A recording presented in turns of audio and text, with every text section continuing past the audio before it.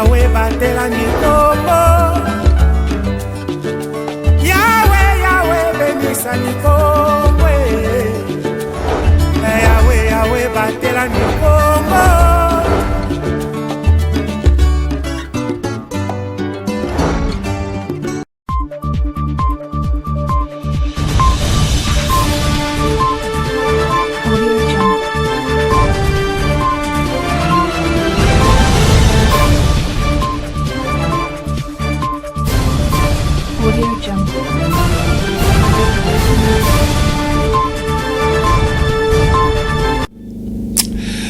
Vous informer, c'est notre devoir, mais c'est également de votre droit, messieurs et dames. Bienvenue dans cette nouvelle session du journal du lundi 23 décembre 2024. Un très grand plaisir est pour moi de vous la présenter. Depuis un certain temps, le trafic entre le quartier Soyo et Salongo dans la commune de Matadi devient un véritable chemin de calvaire, et ce depuis que la Régie des eaux a clôturé sa concession de l'usine pompage voie d'eau dans la partie communément appelée Régie. Plus de détails, c'est dans ces dossiers de Pacifique Mwanda, réalisé par Bienvenue Nchoni et Grâce Falanka. Les trafics entre les quartiers Salongo et Soyo dans la commune de Matadi en voie de régie devient de plus en plus un casse-tête à cause de la clôture de la concession de la Régie des eaux 6 sur avenue Abattoir. Je me suis installé ici depuis les années 93 et 94. Cette route servait pour le passage. Après clôture de la concession, la Régie des eaux nous a laissé 1,5 mètres dans les descenses pouvant servir pour les trafics. Ces deux espaces sont frappés par des érosions. Ces espaces de 1,5 mètres laissés dans les descenses sont frappés par des creux qui rendent difficile le passage de paisibles citoyens. Celui de l'aile gauche, en allant vers le bureau du quartier Soyo, a été couvert par des planches sur initiative des jeunes du coin, servant d'office de passerelle pour faciliter tant soit peu la traversée. À ces jours, cette tête d'érosion prend de l'ampleur à cause de non seulement des eaux des pluies, mais aussi celles évacuées par l'usine de la Régie des eaux. Nous sollicitons l'appui des autorités. Les pluies qui s'abattent actuellement sont à la base de la dégradation de ces deux allées. La Régie des eaux devrait permettre le passage au sein de la concession, chose qui n'est pas possible pour elle.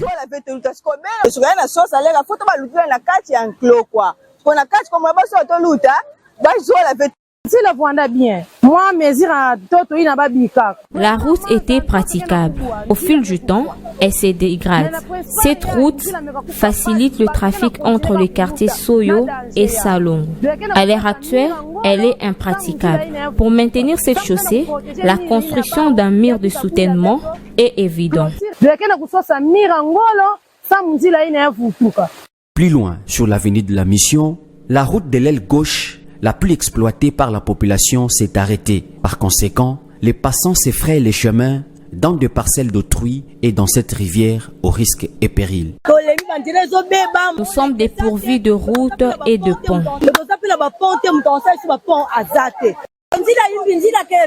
Le pont qui facilite la traversée s'est abîmé. La Régie des eaux a clôturé sa parcelle. Nous n'avons plus d'issue.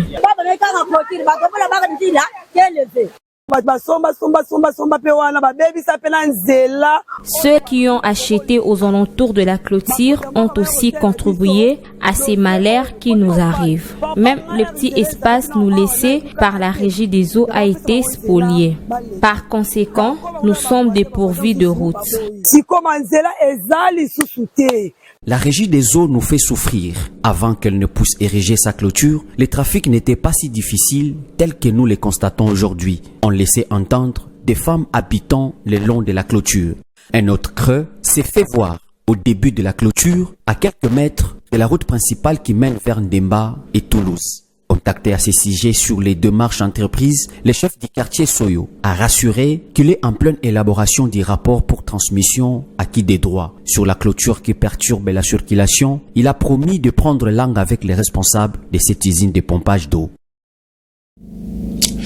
Et puis, on en parle encore dans cette session d'information, messieurs et dames. C'est dans un communiqué officiel numéro 034/2024 rendu public le 13 décembre 2024 que le maire de la ville de Matadi, Dominique Kodiambete, avait donné un moratoire de 2 semaines à dater du lundi 16 décembre de l'année en cours aux vendeurs et vendeuses installés le long des grands acteurs de la ville, occupant même le rigole de canalisation d'eau. Notons que pour l'autorité urbaine, ces occupations anarchiques sont à la base des inondations et autres dégâts dans la ville. Suivez.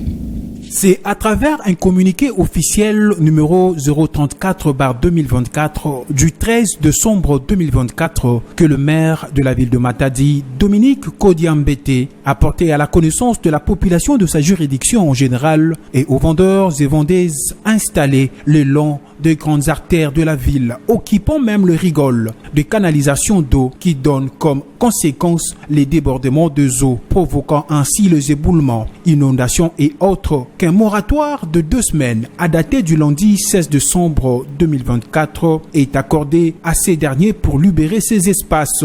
Un message reçu mais contesté par plusieurs. Quelques vendeuses trouvées sur les longs de la chaussée ce mercredi 18 décembre 2024 à la hauteur de l'arrêt tour de contrôle situé à Kikanda au quartier Villebasse dans la commune de Matadi sollicitent une autre alternative auprès de l'autorité.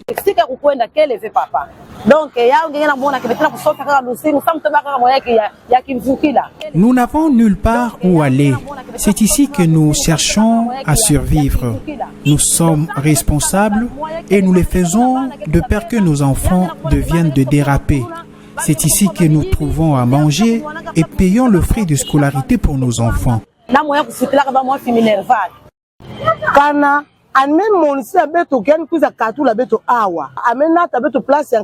S'il trouve qu'il doit nous faire quitter ici, qu'il nous trouve un endroit ailleurs pour sauvegarder le vie humaine et éviter les immondices en ces lieux, surtout pendant les grandes pluies. Nous ne refuserons pas, mais nous faire quitter ici sans une autre alternative, où irons-nous? Nous entretenons ces caniveaux presque tous les jours. Nous avons commencé la vente ici depuis l'époque de l'ancien maire de la ville. Nos maris n'ont pas de travail. Nous sommes conscientes de la propreté que nous devons mettre à cet endroit, a laissé entendre une vendeuse le long de la chaussée au marché Mvoadou. Ces immondices, nous l'entretenons tous les jours. Ici, les eaux ne débordent pas. Si vous dites que je quitte cet endroit, comment est-ce que je vivrai? Mon mari est décédé.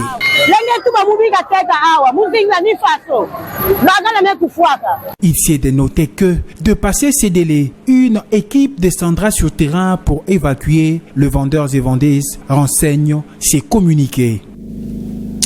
Et quittons la province du Congo central, précisément la ville de Matadi, pour nous rendre à Kinshasa, la capitale, où le chef de l'État, Félix Antoine Tshisekedi Tshilombo, a échangé le samedi 21 décembre 2024 au chapiteau de la Cité de l'Union africaine avec le député, sénateur et membre du gouvernement, chef de regroupements et partis politiques de l'Union sacrée de la nation. Servir pour l'intérêt du peuple et le message de Félix Antoine Tshisekedi Tshilombo aux membres de sa famille politique.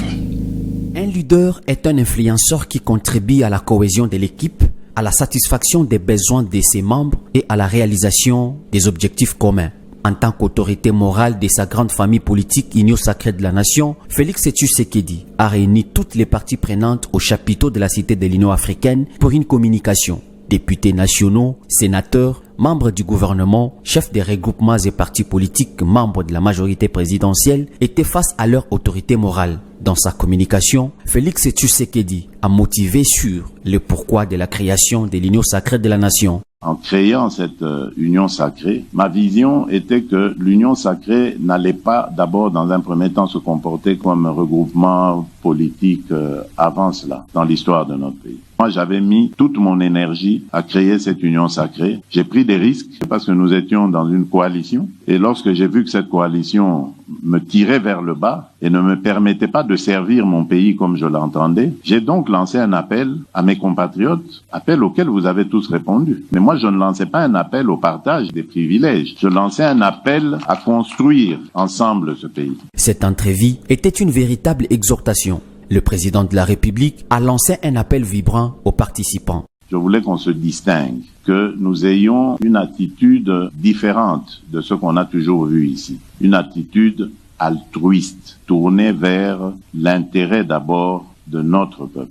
Concernant la situation sécuritaire qui prévaut à l'est du pays, le président de la République, Félix Tshisekedi, a rassuré l'intransigeance de la RDC face au M23. Le Congo-Kinshasa ne négociera jamais avec ces mouvements rebelles, a-t-il conclu.